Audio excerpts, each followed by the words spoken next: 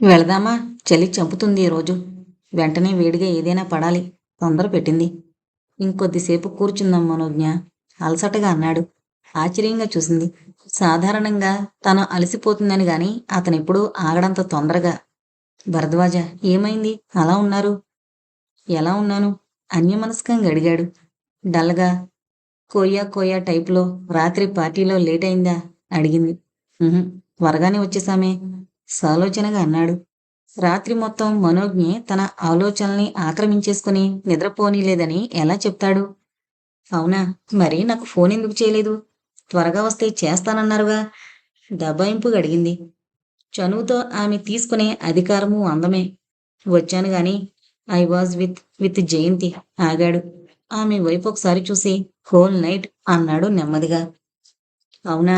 అందుకే అంత అలసిపోయినట్టున్నారు. మరి రెస్ట్ తీసుకోవాల్సింది. ఎందుకొచ్చారు వాక్కి? క్యాజువల్గా అడిగింది. అయోమయంగా చూశాడు. తన ఆర్కిటెక్ట్ లేడీ అంటేనే ఫీలైన అమ్మాయి ఇప్పుడు కనీసం జయంతి ఎవరని కూడా అడగదా? తను రాత్రంతా ఆమెతో ఉన్నానన్నా పట్టించుకోదా? లేక తను అబద్ధం చెప్తున్నాడనుకుంటోందా? సరిగ్గా విన్నావా? అసలు అర్థమైందా వాట్ ఐ సెడ్? అంటూ అతను చెప్పేలోపే అంది. నేనేమన్నా నర్సరీ కిడ్నా అర్థం కాకపోవడానికి? మామూలుగా అంది. మరి ఏం అడగవా? ఆ రోజు నిరుపమ గురించి అంత ఫీల్ అయిపోయావు. ఇప్పుడు మరి రాత్రంతా కలిసి ఎందుకున్నామని, ఏం చేశామని ఏమీ అడగవా? లేకపోతే నేనేమన్నా కోస్తున్నాననుకున్నావా? తన విస్మయాన్ని దాచుకోలేక అడిగేశాడు. ఓ, అదా? తేలిగ్గా నవ్వేసింది. అప్పుడు మీరు కొత్త కదా, మీ మనసులో ఎవరో ఉన్నారేమో అని భయపడ్డాను. అయినా మీరెందుకు కోస్తారు? అలా ఏం అనుకోవట్లేదు. అంటే ఇప్పుడు నేను వేరే వాళ్ళతో నైట్ అంతా ఉన్నా ఓకేనా? అప్రయత్నంగా అడిగాడు. ఉంటే ఏమైంది? ధారాళంగా ఉండండి. ఒక్క నైట్ కాకపోతే 10 నైట్స్. తేలిగ్గా అంది. విపరీతమైన కోపం వచ్చింది భరద్వాజకు. తాను అలాంటి వాణ్ణని హర్ట్ అయి అభిప్రాయం మార్చుకుంటుందని చెప్పాడు. కానీ ఈ పిల్ల కనీసం పట్టించుకొని కూడా పట్టించుకోవట్లేదు. రాత్రి గడపడం అంటే ఏంటో తెలుసా నీకసలు? జయంతి ఎలానో ఎవరో ఏంటో తెలుసా? రెచ్చగొడుతున్నట్లుగా అన్నాడు. నాకెందుకు? నిర్లక్ష్యంగా అంది. అంటే నేను వేరే స్త్రీతో గడిపినా పర్వాలేనంత బ్రాడ్ మైండ్ అనేది అసలు రియాక్టే కావడం లేదు. కాస్తంత వెటకారంగా అడిగాడు. తాను ఆశించిన రియాక్షన్ ఆమెలో కనబడకపోవడం అతనికో షాక్లా ఉంది. సరే, రియాక్ట్ అవుతాను. గడిపారు. ఏం చేశారు గడిపి? సూటిగా అడిగింది. తడబడ్డాడు. వెంటనే సర్దుకుని, అంత డైరెక్ట్‌గా అడిగితే ఎలా? అంత రాత్రి అందరూ ఏం చేస్తారో మేము అదే చేశాం. ఏం? ఆమెనే చూస్తూ అన్నాడు ఒక్కో మాట వత్తి పలుకుతూ. ఐ సీ అంటూ తల పంకించి తటాల్న అతని చేతినందుకుని తన తల మీదుంచుకుని ఇప్పుడు చెప్పండి అంది తాపీగా. ఊహించని పరిణామానికి అదిరిపడి చెయ్యి వెనక్కి లాక్కున్నాడు. ఏంటిది మను? చిన్నగా నవ్వింది. ఆగిపోయారేం? మీ నైటు స్టోరీ చెప్పరా? షటప్, ఏం పనది? మొహం తిప్పుకున్నాడు కోపంగా. సరే, సారీ. ఈ ఒక్కటి చెప్పండి. కనీసం కిస్ అయినా చేశారా? అదీ లేదా? నవ్వుతూనే అడిగింది. స్టన్నింగ్గా చూశాడు. అప్రయత్నంగా తల అడ్డంగా తిప్పాడు. కాని నీకెలా? అస్పష్టంగా గొణిగాడు. తెలుస్తుంది భరద్వాజ. అదంతే. వెళదామా? లేచింది. మౌనంగా అనుసరించాడు. తాను ఆమెతో ఏమాత్రం ఇన్వాల్వ్ కాలేదని మనోజ్ఞ నమ్మడం చాలా గొప్ప తృప్తినిచ్చిందతనికి. మనసంతా ఒక విధమైన ప్రశాంతతతో నిండిపోయింది. కాసేపు తనతో తాను ఒంటరిగా గడపాలనిపించింది. వెళతాను మను. తర్వాత I want to be alone for some time. Coffee నువ్వు తాగే. సారీ. కాఫీ షాప్ కేసి దారి తీస్తున్న మనోజ్ఞకి చెప్పాడు.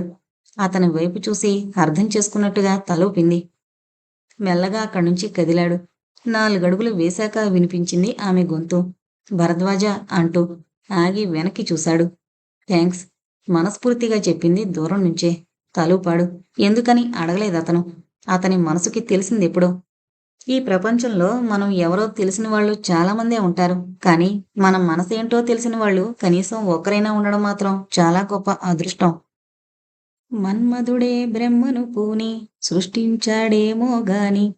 రేడియోలో పాట గాలిలో తేలుతూ మంద్రంగా వినిపిస్తోంది. మౌనంగా ఫైలేదో చూస్తున్న భరద్వాజ పేదాల మీద సన్నటి నవ్వు మెరిసి మాయమైంది. హలో సార్, ఎక్కడున్నారు మీరు? అతని కళ్ళ ముందు చెయ్యూపుతూ అడిగింది మనోజ్ఞ. ఎక్కడా లేను మిస్. ఏంటి చెప్పు? అంతే హుషారుగా అన్నాడు. మీరేదో ఆలోచించారు. అది నాకు తెలిసిపోయింది. అదేంటో మీరిప్పుడు నాకు చెబుతున్నారు. ఆమె కళ్ళల్లో అల్లరి దాగట్లేదు. ఆహా! తెలిసిపోయిందన్నావుగా. మరింకేం? ఇంక చెప్పడం దేనికి? అయినా నేనేం ఆలోచించానో నీకెలా తెలుస్తుంది? వెక్కిరింతగా అడిగాడు. కుర్చీలోంచి కొంచెం ముందు కొంగి సీరియస్‌నెస్ నటిస్తూ చెప్పింది. యూ నో, నాకో స్పెషల్ సెన్సింగ్ పవర్ ఉంది తెలుసా? మీరేమన్నా అనుకుంటే అది నాకు వెంటనే ఒక వేవ్‌లా వ్యాపించి వాట్? వ్యాపించా? అదేమన్నా డిసీజా? నవ్వాపుకుంటూ అడిగాడు.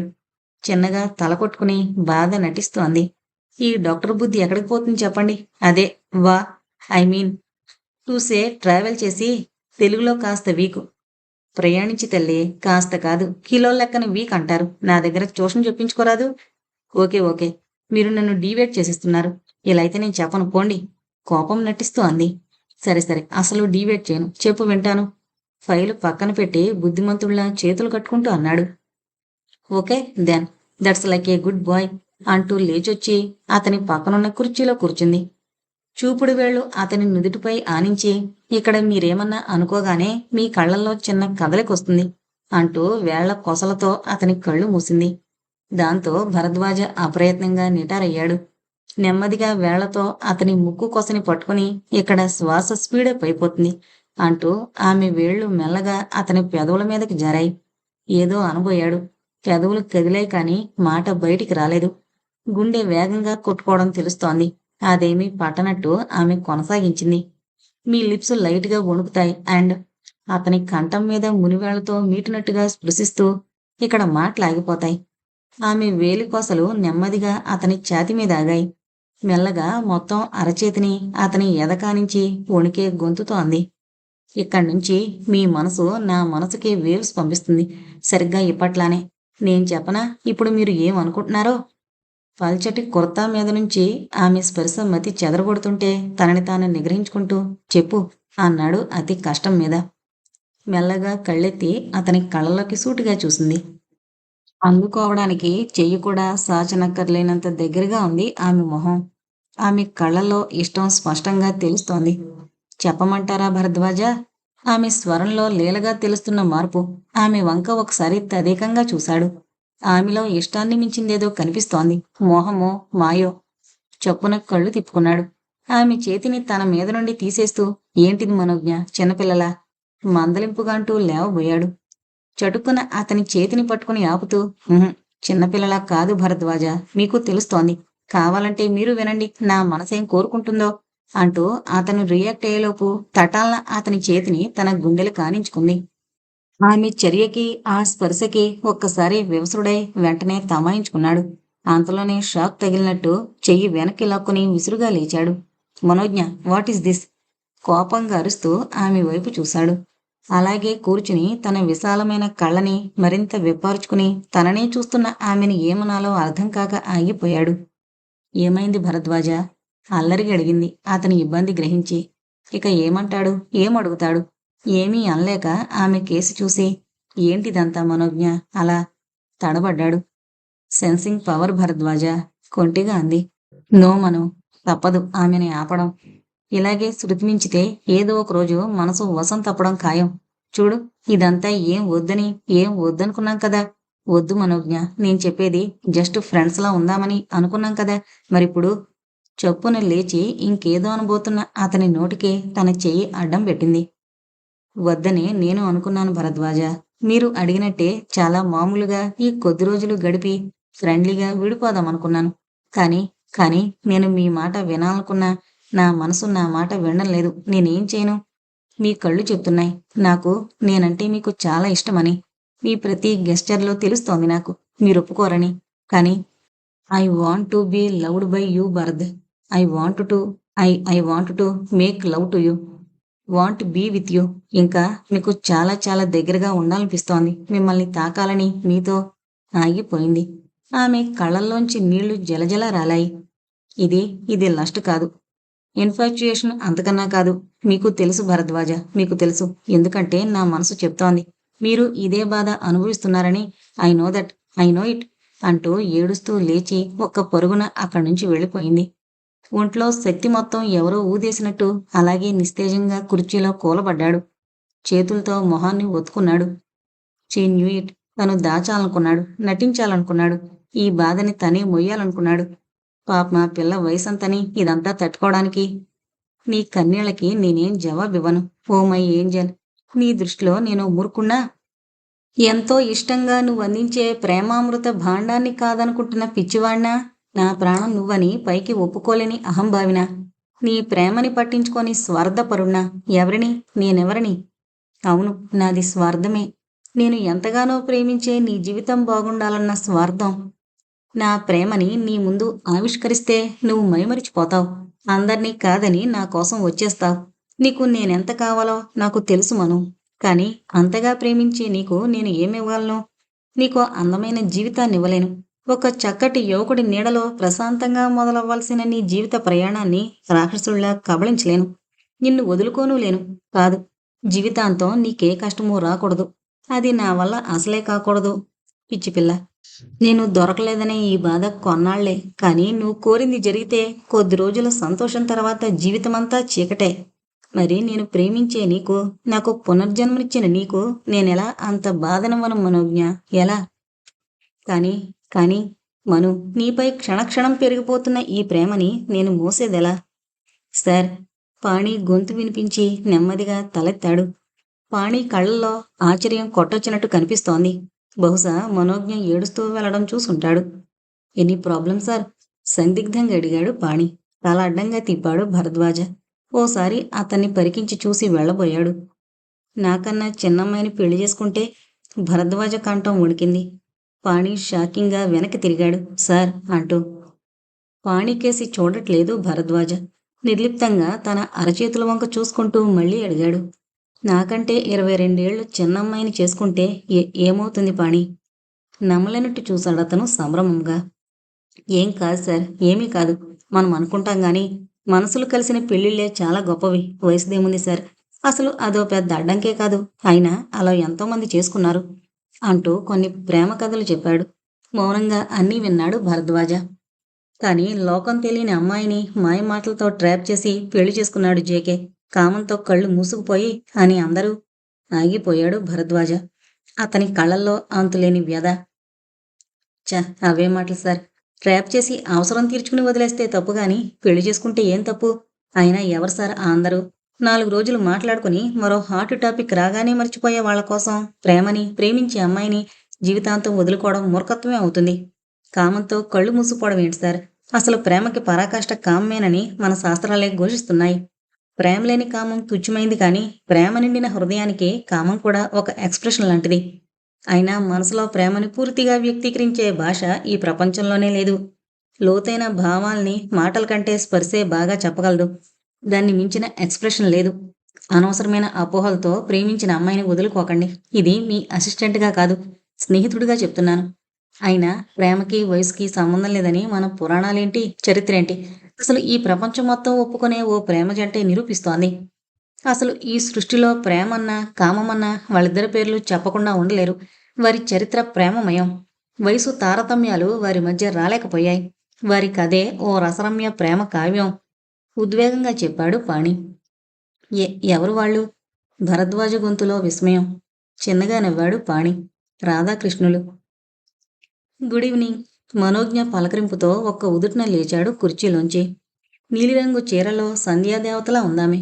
పేదాల మీద అదే అల్లరి నవ్వు. రిలీఫ్గా చూశాడు. Oh Manognya, really you don't know how happy I am. You made my day. I mean it. తన ఉద్వేగాన్ని దాచుకోలేకపోయాడు. చిన్నగా నవ్వి, డే కాదండి బాబు, ఈవినింగ్. ఏ స్కూల్ ఏంటి సార్ తమరు? అంది విక్రంతగా. హాయిగా నవ్వేశాడు. జీవితంలో అంత రిలీఫ్ ఎప్పుడూ పొందలేదతను. నుదుటి మీద అల్లిబిల్లిగా పడ్డ క్రాఫ్ సర్దుకుంటూ అడిగాడు. చెప్పు, టీ, కాఫీ, జ్యూస్ ఏం తీసుకుంటావు? ఏమడిగినా ఇస్తారా? చురుక్కున తగిలినట్టు బాధగా చూశాడు. నవ్వేసింది తేలిగ్గా. మరీ అలా చూడకండి, ఏదో తమాషా కన్నాను బాబు. మీరలా మాటిమాటికి ఆర్ట్ మూవీ హీరోలా మొహం పెట్టకండి, చూడలేకపోతున్నాను. ఆప్యాయంగా చూశాడు. మనసులో బాధని దాచి నవ్వుని పంచడం చాలా గొప్ప ఆర్ట్. దానికి చాలా శక్తి కావాలి. అది ఈ అమ్మాయికి లేదు, కానీ ప్రయత్నిస్తోంది. అది కేవలం తన కోసం. ఆలోచనల్ని పక్కకు నెట్టేసి ముఖంలో నవ్వు తెచ్చుకుంటూ అడిగాడు. సరే అయితే చెప్పు, ఏం కావాలి నీకు? మీ చెఫ్ పెట్టే భయంకరమైన టీ నుంచి విముక్తి, సీరియస్గా చెప్పింది. అంటే? అయోమయంగా చూశాడు. అంటే బయటికెళదామా సార్ అని. మీరొట్టి ముద్దబ్బాయి బాబు, విసుక్కుంది తీయగా. ఓహ్! సారీ, అర్థం కాలేదు. ఆ బిరుదు పర్ఫెక్టేలే నాకు. కూర్చో. ఒక 5 మినిట్స్ చేంజ్ చేసుకుని వచ్చేస్తాను నవ్వుతూ చెప్పాడు. నన్ను రమ్మంటారా హెల్ప్‌కి? అల్లరిగా అడిగింది. వాట్? అదిరిపడి చూశాడు. డ్రెస్ సెలక్షన్‌కి భరద్వాజ. మీరేమనుకున్నారు? అమాయకంగా మొహం పెట్టి అడిగింది. చిన్నగా ఆమె తలపై ముట్టి నవ్వుకుంటూ లోపలికి నడిచాడు. చిన్నప్పుడు మీరు సైకిల్ బాగా తొక్కేవారా? అడిగిందామె సీరియస్‌గా. డ్రైవ్ చేస్తున్న అతన్నే చూస్తూ. ఆ! అవును. ఎందుకలా అడిగావు? ఆశ్చర్యంగా అడిగాడు. ఏం లేదు. అదే స్పీడ్ కనిపిస్తుంటేను నవ్వుని బిగబట్టుకుంటూ చెప్పింది. భరద్వాజ మొహం రోషంతో ఎర్రబడింది. ఒక్కసారిగా యాక్సిలరేటర్ అదిమాడు. సడన్‌గా పెరిగిన స్పీడ్‌కి కంగారు పడుతూ ఏయ్ భరద్వాజ, ఊరికే అన్నాను. స్లో స్లో అంది భయంగా. అదేం పట్టించుకోకుండా ఇంకా స్పీడ్ పెంచసాగాడు. బెదురుగా అతని భుజం పట్టుకుంటూ అరిచింది. సారీ, ఆపండి ప్లీజ్, భయమేస్తోంది. కారు మరింత వేగం పుంజుకుంది. ఆమె భయంగా చూస్తోంది. వెళ్లాల్సిన ప్లేస్ ఎప్పుడో దాటేశారు. చుట్టూ చీకట్లు పరుచుకుంటున్నాయి. రోడ్డు మీద మనిషి జాడలేదు. సడన్‌గా ఏదో అడ్డొచ్చినట్లయింది. భరత్, నో! గట్టిగా అరుస్తూ అతని భుజం వెనక మొహం దాచుకుంది. కీచుమన్న శబ్దంతో కారాగింది. మనోజ్ఞ తలెత్తలేదు. సన్నగా వణుకుతోంది. ఏయ్ మనూ, ఏం కాలేదు. భయపడ్డావా? మృదువుగా ఆమె తలని తడుతూ పిలిచాడు. ఉహుం, బెరుగ్గా పలికిందామె తలెత్తకుండానే. మెల్లగా స్టీరింగ్ వదిలి ఆమెను మరింత దగ్గరగా లాక్కున్నాడు. మెత్తని శాటిన్ చీరలో ఆమె దేహం ర్యాప్ చేసిన పూలచెండులా ఉంది. మెల్లగా ఆమెను చుట్టుకున్న చేతుల్ని పైకి జరిపి ఆమె మెడ వెనుక సుతారంగా వేలి కొసలతో రాశాడు. ఇక్కడ మెరుస్తున్న నీ స్వెట్ చెప్తోంది నువ్వు భయపడ్డావని అన్నాడు ఆమె చెవిలో.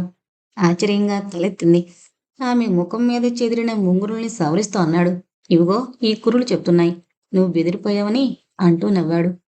అప్రయత్నంగా దూరం జరగబోయింది. నవ్వుతూ దగ్గరికి లాక్కున్నాడు. ఆమె కళ్ళల్లో విస్మయం. ఇంకా సన్నగా అదురుతోన్న పేదాల మీద వేలితో సున్నితంగా రాశాడు. మనోజ్ఞ బుగ్గలు ఎర్రనయ్యాయి. భరత్ అంటే నేనేనా? అతని కళ్ళల్లో అల్లరి నవ్వు చూసి సిగ్గుగా తలూపింది. ఏది, ఇంకోసారి పిలువు. ఆమె ముఖాన్ని మునివేళ్లతో పైకెత్తుతూ అడిగాడు. అది అనుకోకుండా. ఆమె కంఠం ఉడికింది. తెలుసు, ఒక్కసారి పిలువు. ఆమె కంఠం మీద వేలితో రాస్తూ ప్లీజ్ మను, ఒక్కసారి తమకంగా పలికింది అతని గొంతు. ఉహుం. ఎప్పుడూ అల్లరి చేసే మనోజ్ఞ అతని చొరవకి సిగ్గుతో ముడుచుకుపోయింది. అది చూస్తున్న అతనికి మనసు వశం తప్పిపోతోంది. పోనీ నీ మనసులో మాట నన్నే వినమంటావా? అల్లరిగా వేళ్ళని కంఠం కిందకి జరిస్తూ అడిగాడు. అదిరిపడి అతని చేతిని పట్టుకుని ఆపి అతన్ని నెట్టేసింది. ఏయ్, ఏం చేస్తున్నారు మీరు? వెళ్ళిపోదాం పదండి. బిడియంతో ఆమె ముఖం కందిపోయింది. ఎర్రని ఆ ముఖాన్ని చూస్తూ నవ్వాడు. మరి పొద్దున్న ఇదేగా అడిగావ్? ఏదో ఎమోషనల్ అనేశాను. నా ఉద్దేశం ఇది కాదు. వెళ్ళిపోదాం భరద్వాజ. బిరుకుగా అంది. ఆమె నడుం చుట్టూ తన చేతిని బిగిస్తూ చెప్పాడు. "ఉహుం, కుదరదు. ఇంతవరకు వచ్చాక నా వల్ల కాదు. భరద్వాజ, ప్లీజ్ వదలండి, లేకపోతే అరుస్తాను" బెదిరింపుగా అంది. చిన్నగా నవ్వి ఆలోపే నిన్ను అంటూ ఆమె పైకి వంగాడు. ఏ భరద్వాజ, వద్దు, భరత్ వద్దు ప్లీజ్. బెదురుతో కీచుమందామె గొంతు. చటుక్కున ఆమెను వదిలి దూరం జరిగాడు. ఆశ్చర్యంగా చూసింది. సో, అంత భయపెడితేనే గాని రాదన్నమాట. ఏంటి? అయోమయంగా చూసింది. భరత్ అనే పిలుపు. నవ్వాడు. నమ్మలేనట్టు చూసింది.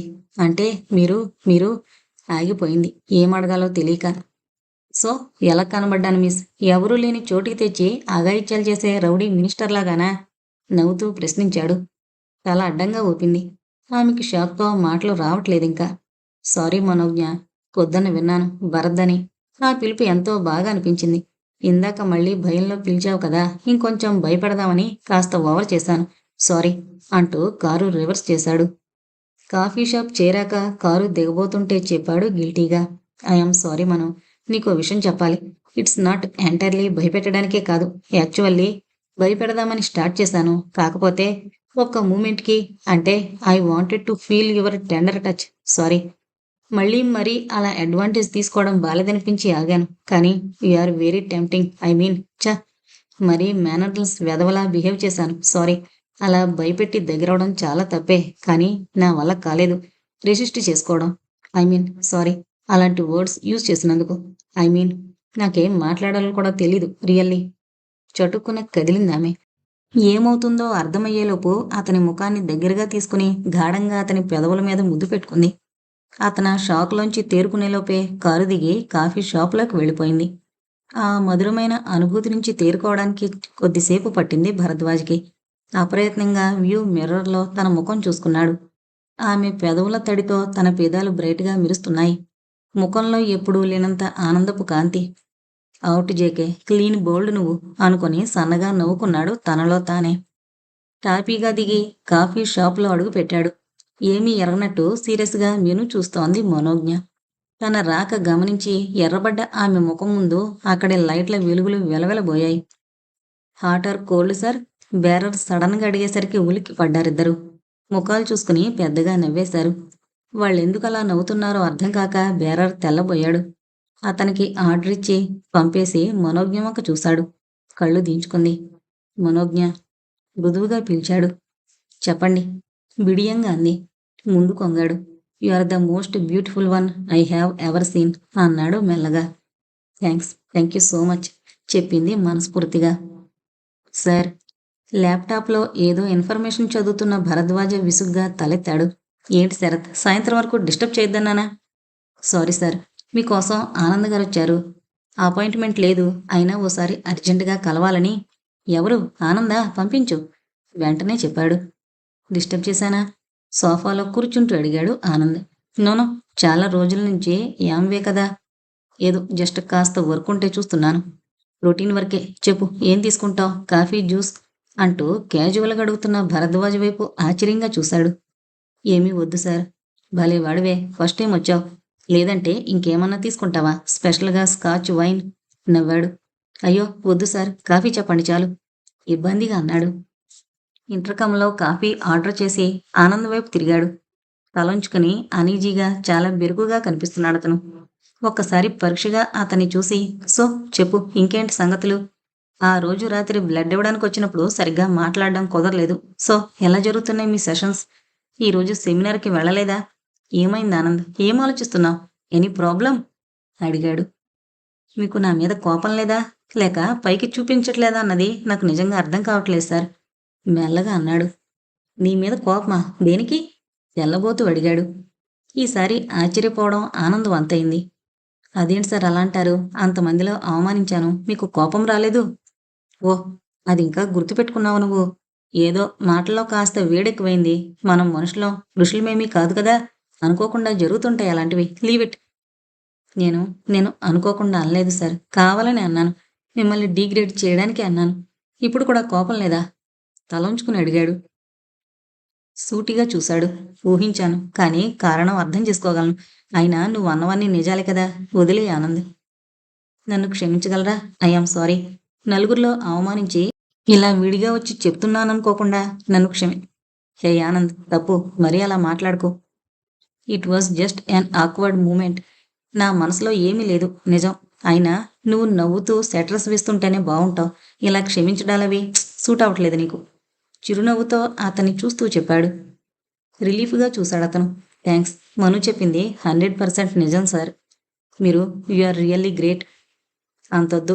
నేను కోపాలు, తాపాలు, చిరాకులు, పరాకులు వగేరాలన్నీ ఉన్న మనిషినే. నాకే లేనిపోని గ్రేట్నెస్లో అంటగట్టకండి. అయినా ఆ పిచ్చి పిల్ల అలానే చెప్తుంది. వాటికేం గాని కాఫీ తాగు ముందు నవ్వుతూ అన్నాడు. తనకి మీరంటే ఐ మీన్ చాలా ఇష్టం సార్ తటపటాయిస్తూ అన్నాడు. గంభీరంగా తల ఊపాడు భరద్వాజ. తెలుసు.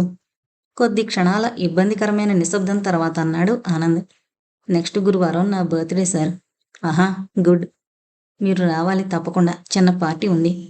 వెల్, ఇక్కడుంటే వస్తాను ఆనంద్. ఏ రోజు హఠాత్తుగా వెళ్ళిపోవాల్సి వస్తుందో తెలీదు. ఓ, ఐ విష్ మీరుంటే బాగుండని. ఎప్పుడు సార్ మోస్ట్లీ అడిగాడు. తెలీదు ఆనంద్, చూడాలి నవ్వాడు పేలవంగా. ఏ రోజు నేను తెగించి వెళ్ళగలిగితే ఆ రోజు వెళ్ళిపోతాను అనుకున్నాడు మనసులో భారంగా. ఉంటాను సార్. లేచి వెళ్ళబోయి మళ్ళీ అన్నాడు.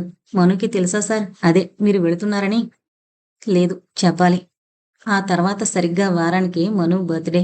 మీరు తన బర్త్డే కొండరంటే చాలా బాధపడుతుంది సార్ తల పంకించి అన్నాడు. వెల్, చెప్పానుగా, ఇంకా నాకే తెలీదు నా ప్రోగ్రాం. ఇక్కడుంటే మాత్రం తప్పకుండా ఇద్దరు బర్త్డేలకి అటెండ్ అవుతాను. It's for sure. ఓకేనా? Okay sir. మీరుంటే she will be the happiest. ఆ రోజు వాళ్ళ డాడ్ కూడా వస్తారు. మిమ్మల్ని పరిచయం చేయాలని ఆశపడుతోందని నా ఫీలింగ్. మనస్ఫూర్తిగా చెప్పాడు. ఎప్పుడు ఆనంద్ తన బర్త్‌డే అభావంగా చూస్తూ అడిగాడు. నెక్స్ట్ కాక ఆపై గురువారం 6థ్ రోజున సార్. నాకంటే సరిగ్గా వారం చిన్నది. అండ్ నాకంటే 22 ఏళ్ళు సూటిగా చెప్పాడు భరద్వాజ. ఉలిక్కిపడి చూశాడు ఆనంద్. భరద్వాజ భావం అర్థమైంది. ఒక్క క్షణం మౌనం తర్వాత అన్నాడు. తనుండలేదు సార్. సీరియస్‌గా చూశాడు భరద్వాజ. వీళ్ళంతా మనుకెందుకు సపోర్ట్ చేస్తున్నారు? వచ్చి తనకే చెప్పేంత ధైర్యం వీళ్ళకెలా వచ్చింది? ఇంకెంత మందితో మాట్లాడవలసి రాబోతోంది తనకి? It's very awkward. ఉంటాను సార్. సారీ ఎక్కువ మాట్లాడినందుకు. కానీ ఐ ఫీల్ ఆలోచిస్తే మాత్రం మను కంటే మీరే ఎక్కువ బాధపడతారనిపిస్తోంది. వస్తాను అంటూ భరద్వాజకి రియాక్ట్ అయ్యే అవకాశం ఇవ్వకుండా గిరుక్కున తిరిగి వెళ్ళిపోయాడు. స్తబ్దంగా ఉండిపోయాడు భరద్వాజ. నెమ్మదిగా అందరికీ తెలుస్తోంది తన పరిస్థితి. మను ముందే అనుకున్నాడు. ఎవరి ముందు దాగట్లేదు. రేడియోలోంచి మేఘ సందేశం పాట వినిపిస్తోంది. విన్నవించు నా చెలికి విన్న వేదన నా మరణ యాతన. తన యాతన మనుకేమో గాని స్టాఫ్‌కి, సెక్యూరిటీకి అయితే బాగానే అర్థమైనట్టుంది. రోజూ తను బయలుదేరగానే తనతో పాటు స్టార్ట్ అయ్యే వాళ్ళకి వద్దని చెప్పి కొద్ది రోజుల నుంచి అడగడం మానేశారు. మను వస్తే లాన్ బయటే కాపలా. లోపలికి రారు, తిరిగి చూడరు. మొదట్లో తనకి సిగ్గేసేది. ముసలోడికి దసరా పండగని తన వెనక నవ్వుకుంటారేమో అని చాలా ఇబ్బందిగా అనిపించేది. కానీ మనోజ్ఞ వస్తూనే అందర్నీ పేరు పేరున పలకరిస్తుంది. నవ్వుతూ మాట్లాడుతుంది. వాళ్ళు చాలా హ్యాపీగా రియాక్ట్ అవుతారు. ఆమెలో గర్వం, పొగరు అనే భావాలే పెట్టలేదేమో ఆ దేవుడు. 2 రోజుల క్రితం తను గురుమూర్తి గారితో ఆన్లైన్ మీటింగ్లో ఉండిపోయి కాస్త లేటుగా బయటకొచ్చేసరికి చక్కగా వాళ్ళతో చేరి టీ తాగుతూ కిచెన్లో కూర్చుని హెల్త్ టిప్స్ చెప్తోంది. అంత పెద్ద సర్జన్ కూతుర్నని, హై క్లాస్ రిచ్ సర్కిల్ నుంచి వచ్చానన్న అహంకారము, హోమ్ మినిస్టర్ గర్ల్ ఫ్రెండ్ అన్న పొగరు ఏమీ లేవు. ఏంటి ఏమనుకున్నాడు? గర్ల్ ఫ్రెండా? My God!